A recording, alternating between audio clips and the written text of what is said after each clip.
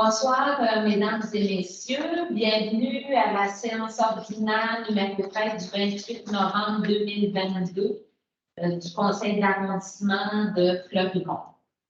Donc, la séance est maintenant ouverte. Nous allons adopter l'ordre du jour. Est-ce que ça convient à tout le monde? Oui. Parfait.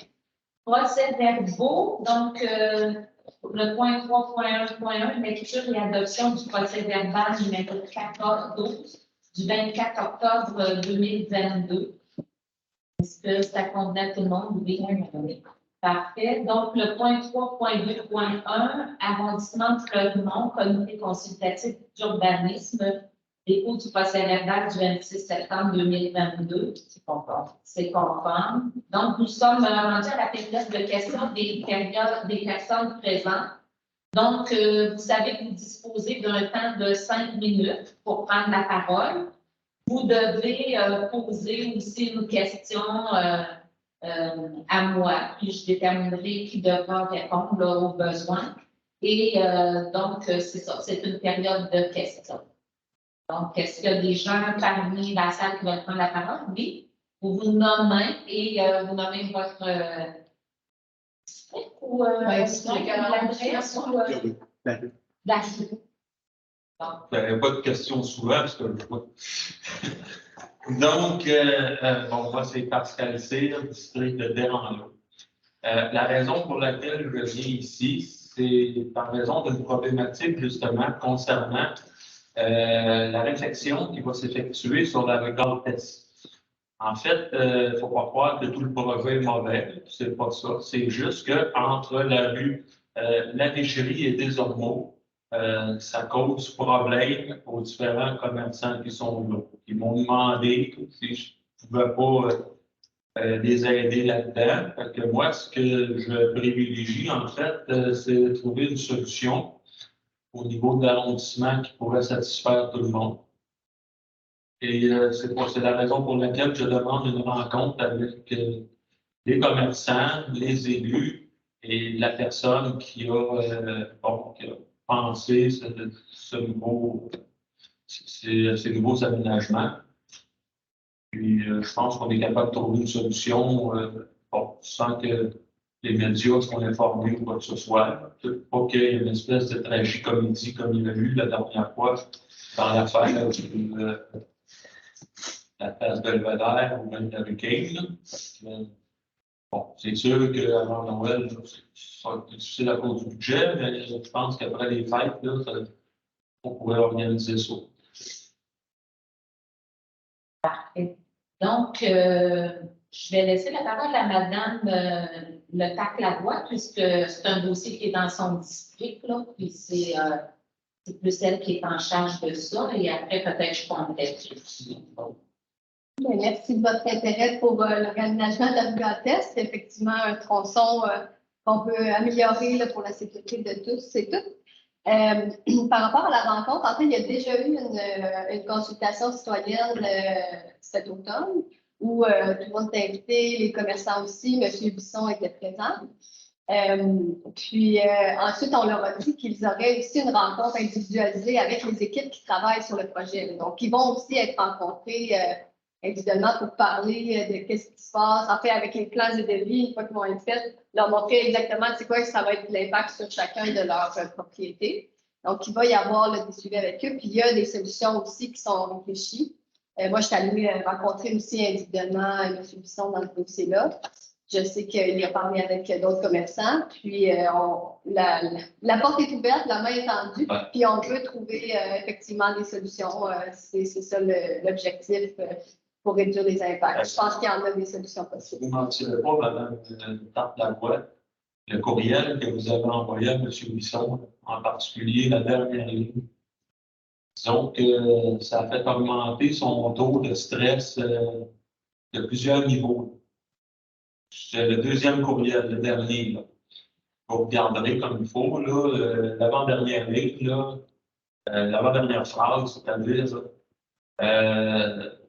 disons que ce n'était pas de nature à rassurer personne. Mais je pense qu'une rencontre avec les gens ensemble, là, Je pense que parce que le problème, c'est que si vous rencontrez les gens un à un, ben, c'est sûr que bon, ça va faire en sorte que vous allez trouver des solutions pour chacun d'entre eux. Puis il y en a un là-dedans qui va finir par se retrouver lésé. Donc, c'est divisé pour régner.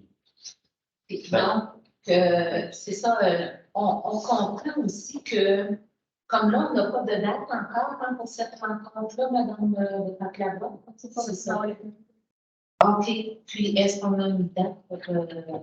Ça va être fait cet hiver parce que la construction, c'est pour cet été. OK. Bon, fait, c'est certain que pendant ce temps-là, des fois, le niveau d'inconfort est grand, là, tant qu'on ne sait pas. Et là, moi, j'entends que vous suggériez que les 3-4 commerçants qui vont avoir un impact au niveau des stationnements soient rencontrés ensemble. Peut-être que vous pourrez regarder si c'est quelque chose qui serait possible. Et si c'est possible, c'est ça qui pourra peut-être être fait. Et donc, il va y avoir une objection. Et j'ai parlé avec M. Stéphane Desboîtiers. On a parlé après-midi. Puis il y a son entrepôt, ça regarde. Et lui aussi, il est assez inquiet. D'autant plus que va y avoir la période de construction là, qui va se faire. Que ça, inévitablement, ça va impacter, bien entendu, les commerces qui sont là. De toute façon, on ne peut pas rien faire. De toute façon, on ne peut pas rien faire. Mais il faudrait quand même s'assurer que ça ne soit pas de façon permanente que ça soit impacté. Donc, c'est tout ce que j'avais à dire sur le sujet. donc pour tout, vous dites qu'il y a 3 commerçants. En fait, il y a Vitriglet. Puis, il reçoit des camions là, de plusieurs tonnes là, qui virent dans la rue. Puis lui, il est particulièrement inquiet parce qu'il a investi plusieurs centaines de milliers de dollars dans son commerce. Fait que je comprends d'être stressé. Il y a monsieur Bisson, dont on a parlé. Il y a Guy Poitier, qui est son nom de famille, ça fait des années que je le connais. Et puis, il y en a un autre. Ah oui, il y a l'Arpenteur. Ouais, l'Arpenteur qui est là. Oui, puis il y en a un autre aussi. Vétérinaire? Hein? Le vétérinaire? Non. Non, l'Arpenteur. Il y a un Arpenteur, là. Je n'ai pas vraiment visualisé où lui se situait. Les gars à la rencontre qu'on a eue l'autre jour, là, chez les Tringlets. Mais, bon, aussi, oui. Oui, madame. Monsieur Cyr, j'ai la difficulté à comprendre pourquoi ce voulait, ça l'inquiète à cause de ces livraisons. Oui, parce que là, le problème, c'est qu'il va y avoir moins de place dans la rue pour tourner là, avec ces draps, parce qu'il va y avoir un recyclage. Je pense, là. En tout cas, la présentation que j'ai vue, il y avait une ligne bleue. J'en ai déduit que c'était un recyclage, c'est pas écrit. Puis il y a un espace vert. Fait que là, évidemment, là, lui, il va perdre, c'est sûr. Lui, il perd de l'espace, il y a un terre-plein. Il y a un terre-plein. Fait que lui, évidemment, pour faire entrer ces cargaisons, ben, là, ça va devenir problématique. Là. Donc, on ne discutera pas de notre dossier ce soir, mais on voit qu'il y a 4 ou 5 commerçants et ils ont émis le souhait, d'après ce que vous nous dites, d'être rencontrés ensemble si possible. OK. Oui. Donc, on va voir ce qu'il fait. Oui. Merci. Bon. Oui, madame, est-ce que vous souhaitez prendre la parole? Oui. Je m'appelle André Adèle. Je m'arrête 389 de Normandie. Est-ce que je dois vous donner d'autres informations? Non, je vais bien. Je crois que vous étiez là au dernier conseil. Moi, je n'y étais pas, mais j'ai vu dans les comptes rendus que vous étiez de oui. Oui. Alors, moi, je vais ouvrir parce que j'ai vu tel qu'annoncé le 24 octobre à la dernière réunion du conseil d'arrondissement, je dépose ce soir une pétition en lien avec un problème de sécurité lié au partage de la route. Une requête de 5 signatures a été complétée telle qu'attendue par la Ville. Une copie de cette requête est jointe à la présente pétition que je dépose ce soir. La pétition s'inscrit dans une démarche citoyenne, celle de s'impliquer dans la recherche de solutions en lien avec le problème. Elle se lit comme suit. À titre de citoyen de l'arrondissement Fleurimont de la ville de Sherbrooke et de résident propriétaire de la rue de Normandie, section située entre les rues du Conseil et Cheminement, nous constatons que, d'une part, la vitesse de l'ensemble des véhicules motorisés est très élevée sur la rue de Normandie, entre les rues du Conseil et Cheminement. D'autre part, cette portion de rue est très achalandée et empruntée par tout genre de véhicules, tant automobiles, autobus scolaires et de ville, que camions et véhicules commerciaux. Cette situation à proximité d'une école primaire et d'un parc municipal d'importance, auquel la rue Normandie est reliée par un corridor scolaire, nous apparaît compromettre sérieusement la sécurité des piétons et cyclistes, familles et particulièrement jeunes enfants.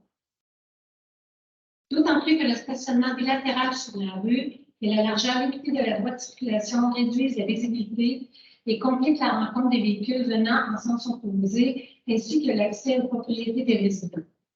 Par conséquent, par la présente, nous demandons que les aspects suivants soient étudiés afin que soit améliorée la sécurité des usagers, des résidents de la rue Normandie. Section contre du Conseil et Cheminement. Petite parenthèse, nos portions de Normandie, les gens ne vivent pas la même problématique. Non. On en a parlé, mais ils n'étaient pas interpellés par la démarche. Donc, il y a 8 suggestions. La première est de reconnaître la section de la rue Normandie comme zone scolaire. 2. Interdire le stationnement en tout temps sur la rue Normandie du côté du parc et de l'école, soit du côté ouest. 3. Instaurer des vignettes de stationnement sur la rue pour les non-résidents. 4. Aménager et relier une voie pour cyclistes et piétons sur la rue de Normandie côté ouest au corridor scolaire. 5. Interdire le passage de gros véhicules routiers, camions, autobus sur la rue de Normandie. 6. Installer un dos d'arrêt allongé permanent sur la rue de Normandie au niveau de la section sud. Installer 7. Un voleur au milieu de la rue de Normandie, section sud. 8. Marquer la chaussée de la rue Normandie, section sud. Les 8 suggestions, les résidents, les propriétaires résidents n'étaient pas partagés. Donc, chacun a été invité à se positionner sur chacune des suggestions. Donc, la pétition, finalement, chacun s'est positionné sur chacune qui dit non était regardable.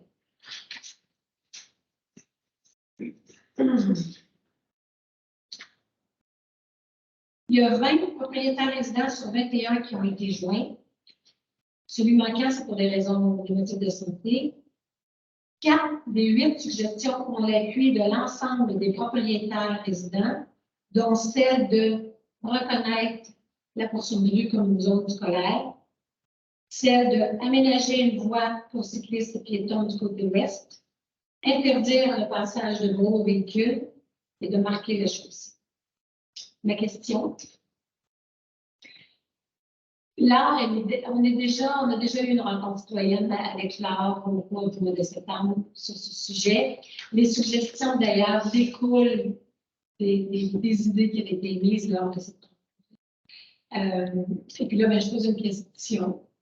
Je vais poser une question, mais Laure est au courant aussi. On aimerait connaître le délai pour avoir... C'est ça. Mais il faut que je pose une question. Oui. C'est la question. Donc, ce qui est intéressant, merci. Ce qui est intéressant, c'est que vous suivez le bon chemin pour faire analyser le code de votre segment. OK, donc là, vous avez dit que vous avez fait une requête dans le système, vous avez déposé les 5 signatures. Donc, à partir de là, nos systèmes, ils ont nos services, ils ont des grilles d'analyse et ils vont faire l'analyse du segment 2 et ils vont arriver avec certaines recommandations. Vos recommandations, est-ce qu'elles ont été inscrites dans le système? Quand vous avez mis votre place, il n'y a pas de place. Justement, lors de la dernière rencontre, c'est le pourquoi de. C'est vraiment dans le système, on est invité à dénoncer le problème de sécurité lié au partage de la rue. On doit rentrer ça dans les boîtes.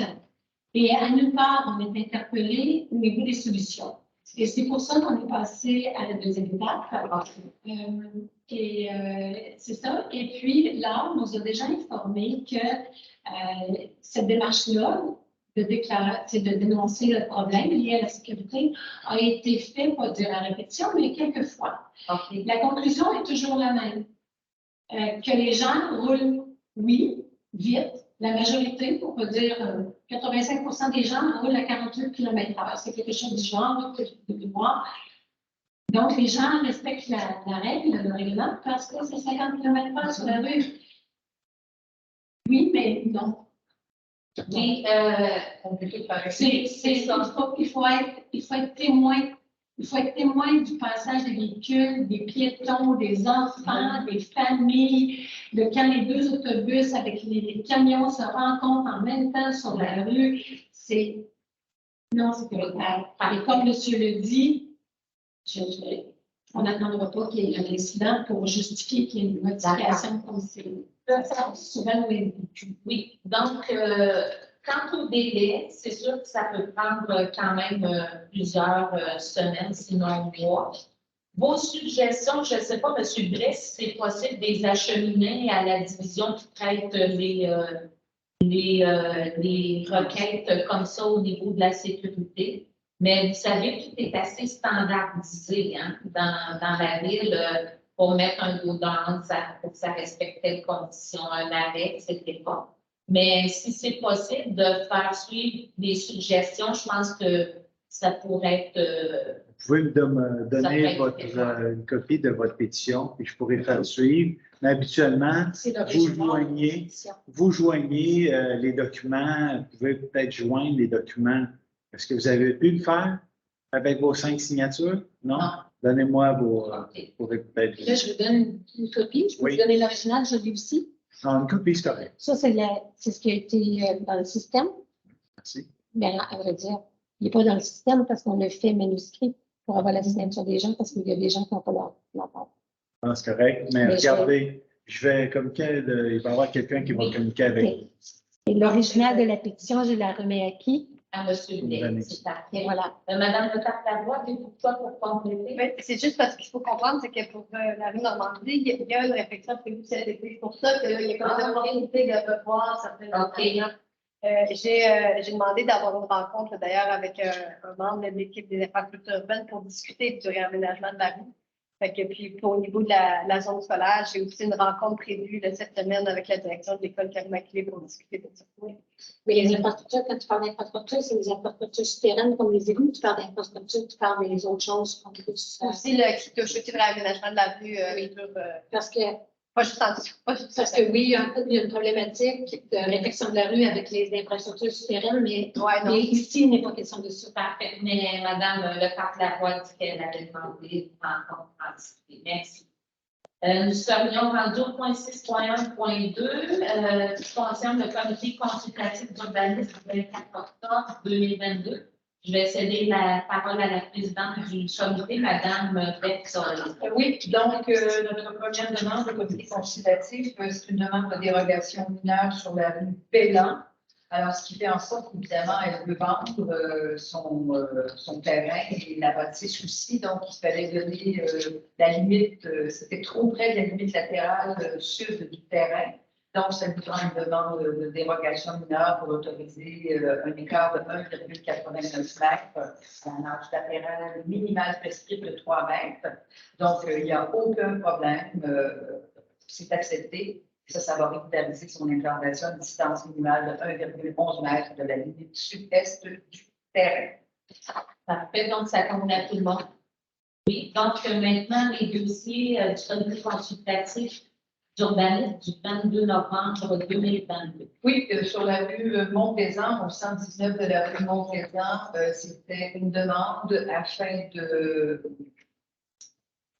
changer de vote, effectivement, alors que la proposition soit que cette proposition est de modifier afin que les dimensions du vitrage et l'apparence générale de la nouvelle porte reflètent celle de la porte existante adjacente et que la position de la nouvelle porte soit alignée avec les fenêtres à l'étage de façon à maintenir la symétrie des ouvertures sur l'élévation principale. C'est donc accepté de ce côté-là. Merci beaucoup. Donc, ça convient à tout le monde. Ben, oui. Donc, maintenant, un nouveau projet sur King Est, au 25-60 de la rue King Est. C'est l'ancien territoire des serres et pépinières Gagnon. Ça fait plusieurs fois qu'il vient nous voir, M. Jérémy, afin de nous présenter son projet. On a retourné plusieurs fois la tâche de dessin parce qu'on n'était pas tout à fait en accord avec ce qu'il nous proposait. Alors aujourd'hui, ça a passé au comité d'arrondissement du CCU. Alors nous acceptons une première proposition. Donc, c'est un projet résidentiel qui comprendra, dans un premier temps, 4 résidences multifamiliales identiques, chacune composée de 12 logements répartis sur 3 étages. Un projet intégré composé de 4 bâtiments, un bâtiment, un commerce au niveau de rez-de-chaussée et de 2 logements à l'étage. Pour le moment, que l'on approuve aujourd'hui, c'est un bâtiment, donc de 12 logements. Alors, on accepte cette implantation-là pour cette première étape. Et on a 5 conditions. Une allée piétonne soit aménagée pour relier les bâtiments à la rue. Qu'un plan détaillé des dispositifs d'éclairage soit soumis pour approbation. Que des écrans visuels architecturaux soient prévus pour dissimuler les installations extérieures. Quatrièmement, que les équipements mécaniques et électriques soient indiqués si applicable pour approbation. Et que les unités murales climatisées qui seront installées sur les murs extérieurs soient peinturées de la même couleur que le revêtement extérieur. Très beau projet. Oui, très beau projet. En arrière du Cotnès? Oui, en arrière. Ah, OK. Et je dois mentionner, merci, M. Cyr, les citoyens ont été rencontrés un à un sur la rue Fernand et des secrétaires, par le promoteur et des gens étaient bien contents. Il y a quelque chose là, c'était dans cette vie. Oui, les gens étaient bien contents de voir que ce projet soit là. Et justement, avec la réflexion de la rue Guignès, ben, ça va donner, on commence à donner pas mal d'amour. On est content. C'est bien parti dans la bonne direction. Donc, ça convient à tout le monde. Parfait, merci beaucoup. Point suivant, le point 8.1.1, dépôt du budget des frais de représentation de 2022. Donc, c'est un dépôt. Je regardais là, brièvement, il reste environ 1 000 $ disponibles de frais de représentation sur un budget d'à peu près 4 000 là, si on arrondit les chiffres. Donc, ça convient à tout le monde encore une fois. Oui. Le point suivant, assistance financière non récurrente, centre d'action sociale et d'entraide de Madame Leclerc-Lavoie, puisque c'est dans votre district. Je vous laisserai la parole. Oui, désolé. 8.2.1, contribution financière non récurrente, embellissement de la cour de l'école primaire Aymar. Donc, c'est un projet très ambitieux de l'école. Ils veulent investir 120 000 $ dans la réfection, l'amélioration de la cour d'école. Il faut comprendre qu'il y a beaucoup d'asphalte dans cette cour d'école-là, donc ça constitue un niveau de chaleur. Et il y a aussi le fait que dorénavant, ils reçoivent des maternelles 4 ans ou au niveau préscolaire, les jeunes de 4 ans. La cour d'école n'a donc pas été prévue pour s'adapter à la présence d'enfants aussi jeunes. Donc, ils vont travailler là-dessus aussi. Donc, c'est ce qui fait qu'il y a beaucoup d'argent dans la cour d'école. À l'aide du fonds dédié, nous allons accorder un montant de 6 500 $ cette année.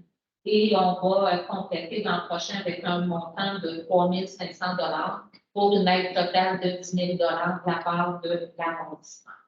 Et maintenant, Mme Leclerc-Lavoie, à vous pour le Centre d'action sociale et d'entraide. Oui.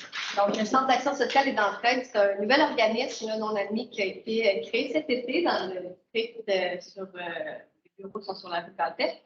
Et puis, ils vont organiser une activité de Noël, là, particulièrement pour les enfants des familles issues de l'immigration. On se souvient que dans l'Hôtel-Dieu, dans ce quartier-là, en fait, là, ils sont au premier rang des familles avec de nouveaux arrivants dans tout l'esprit. Donc, c'est pour ça qu'ils vont faire une activité avec des familles issues de l'immigration et des familles moins nantis pour remettre aussi un repas et des paniers de Noël. Donc, on est invité le 18 décembre prochain. Puis, c'est une assistance de 1 500 $ qui représente environ le tiers du budget. Merci beaucoup.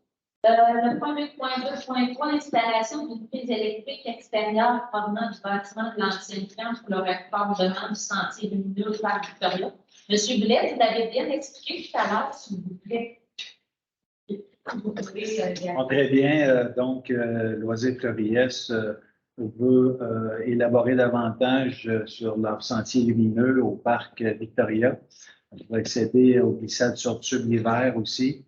Donc, il a été proposé et recommandé d'installer une prise électrique extérieure permanente pour les aider à mener à terme leur projet pour le bénéfice des utilisateurs cet hiver déjà au parc Victoria.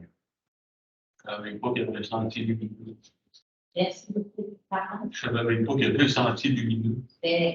Soyez attentifs. Ah bon? Donc, le point suivant, le point 9.1.1, pour adoption, requête en circulation, analyse et recommandations du service des infrastructures urbaines, arrondissement de Fleurimont. Donc, voyez-vous, nous avons reçu de la part de nos services là, ce qui était proposé pour 5 rues qui avaient fait l'objet d'une requête en circulation. Donc, Madame, j'oublie votre nom, là. Donc, Adèle, le même genre donc de chemin que vous avez pris. Il y avait donc une proposition pour la rue Caravelle, la rue du Terroir, rue Vénus et Concorde. Moi, j'ai demandé de retirer la rue des Diamants parce que je ne suis pas en accord avec le rapport de nos services. D'accord. Et il y a la rue Cartier aussi pour laquelle il y avait une proposition et ça a été enlevé. Donc, on a 4 rues ce soir pour adoption là, des mesures que nos services veulent mettre en place. Ça va pour vous? Okay. Donc, le point suivant, c'était le point 2.2.1, les aides financières 2023 aux organismes communautaires admis au programme de soutien arrondissement Fleurimont. Ça a été traité tout à l'heure en comité plénier public. Donc, très brièvement, ce sont 13 organismes qui profitent des divers programmes là, du service des sports, de la culture, de la vie communautaire. Donc, ils reçoivent de l'aide financière pour un montant total de... attendez, je pense que ça prend le million, ça se peut. Non. Soutien financier totalise 115 521 $. Donc, 13 organismes, Groupe Escalade, Amitié Saint-Sacrement, les Sages Maritaines du Monde, DP, Sainte-Famille, Aînés, Fleury-Est, Planard 4 saisons, des Temps de cœur humanité, Jardin communautaire Charmont, Fleurimont local Jeune Jardin Fleury, Loisirs Fleury-Est, la gestion du pavillon du Parc Bureau, Sarkozy et Loisirs Fleurimont Fleury-Est plutôt pour le jardin bureau et le cercle vétérinaire de Château. Dernier point, 9.2.2, assistance financière à Loisirs Fleury-Est pour la bonification de leur sentier lumineux au parc Victoria. Monsieur Blais, s'il vous plaît. Oui, très bien. Pourquoi il n'était pas à la suite de l'autre? Parce que c'est des fonds différents. Donc, là, c'est dans la catégorie du service des sports, de la culture, de la vie communautaire. Donc, c'est un budget qui proviendrait de la division loisirs communautaire. Donc, c'est pour justement bonifier cette fois-ci le sentier lumineux au parc Victoria pour le rendre plus attrayant. Donc, l'objectif est de recommander un budget non récurrent de 1 200 $ pour le développement des sentiers lumineux au parc Victoria pour l'hiver 2020. C'est ça, donc le sentier se trouve près de la petite fête où il y a la glissade. Ce sont des animaux, parce qu'on se rappelle qu'il y avait un zoo à l'époque. Et je crois que c'est dans les plans de Loisirs Fleury-Est de mettre des panneaux explicatifs sur l'histoire du parc Victoria et le volet du zoo. Donc, l'an passé, c'était un bon début. On a eu des commentaires positifs de la part des gens qui sont allés visiter. C'est pour ça qu'on est content de leur permettre de poursuivre leur activité et même de la bonne. Donc, c'est ce qui termine notre conseil d'arrondissement. Donc, nous allons lever l'Assemblée. Merci à tous. Le message des membres. Le message. Désolée. Message des membres. Merci de me rappeler à l'heure. Madame Delvaux. Oui, samedi dernier, j'ai participé à l'Assemblée citoyenne annuelle, en fait, qui est organisée par la table de quartier Jean-Yves Fleury. Puis, je vais en parler un peu, donner de la visibilité, parce que c'était vraiment une belle occasion là, de rencontrer les gens du voisinage, ainsi que les différents organismes, de mettre en commun nos besoins, nos idées d'activités, d'événements pour le quartier. Il y avait vraiment, en fait, ça se tenait à l'église du Carrefour, puis tous les tables étaient remplies. Il y avait une belle mixité autour de chaque table, là, des gens de tout âge, de tout horizon, avec tout et chacun la volonté là, de s'impliquer dans la communauté. Fait que je voulais vous inviter pour l'année prochaine. Ne manquez pas ça. C'est vraiment une belle occasion là, de rencontrer les gens, les entendre, puis voir qu'est-ce qu'on peut faire.